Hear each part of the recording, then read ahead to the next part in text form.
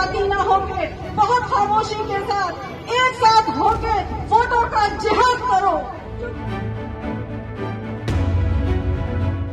मंगलसूत्र, आरक्षण, ज्यादा बच्चे पैदा करना जैसे शब्दों के तीर चुनावी शोर में चल ही रहे थे कि अब वोट जिहाद की भी एंट्री हो गई।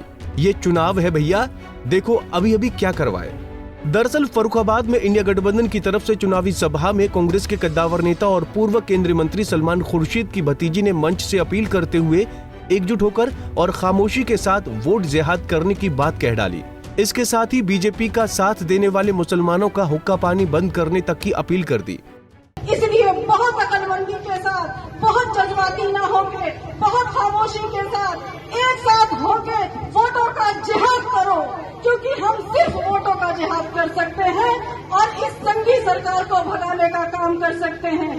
संविधान खतरे में है, लोकतंत्र के खतरे में है, मैं कहती हूँ कि इंसानियत खतरे में है। अब इंसानियत पे हमले हैं। अगर अपने मुल्क को बचाना चाहते हो और अपनी मुल्क की खूबसूरती को बचाना चाहते हो, गंगा जमनी तहजीब को बचाना चाहते हो, तो इस बार बहुत होश से वोट दो। किसी की बातों में, किसी के बहकावे में मत आओ। इधर मारिया आलम खान ने बयान दिया, उधर चुनाव आयोग हरकत में आया और मारिया आलम और सलमान खुर्शीद के खिलाफ एफआईआर दर्ज कर दी।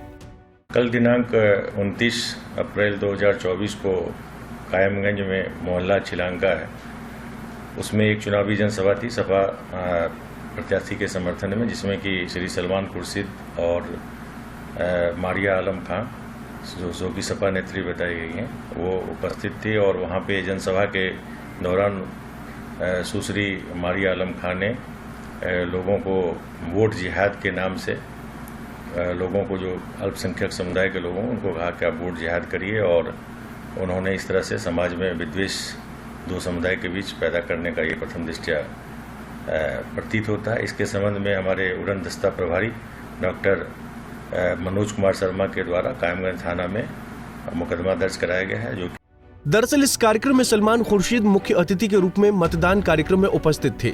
जब खुर्शीद से उनकी भतीजी द्वारा की गई टिप्पणी के बारे में पूछा गया तो उन्होंने कहा कि वो ऐसे शब्दों का इस्तेमाल करने से बचते हैं क्योंकि उनका शाब्दिक अर्थ गलत समझा जाता है। वहीं अब मारिया आलम खान के बयान पर सियासत जारी है।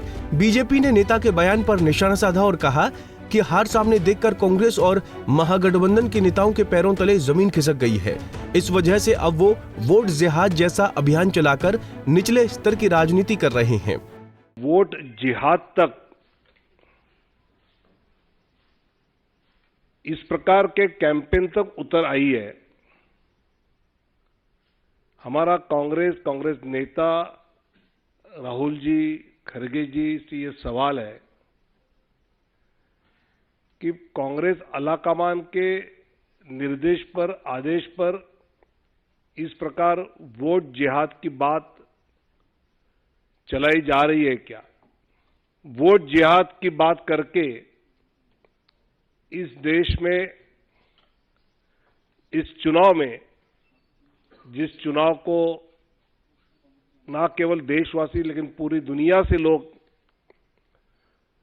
नजर रखे हैं, और उसमें इस प्रकार की बातों पर विपक्ष ने उतर आना, ये उनकी बौखलाहट, उनके पैरों तले जमीन खिसक रही है, ये तो बता ही रहा है।